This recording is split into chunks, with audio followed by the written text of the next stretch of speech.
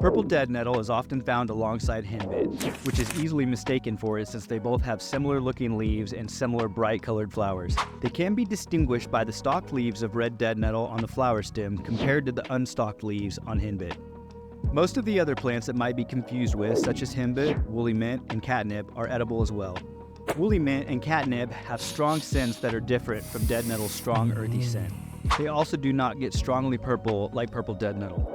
Henbit has leaves that are roughly heart-shaped with lots of shallow scallops on the edge as well as a few deep scallops. Purple dead nettle leaves are also heart-shaped and have shallow scallops, but they lack the deep scallops that henbit leaves have.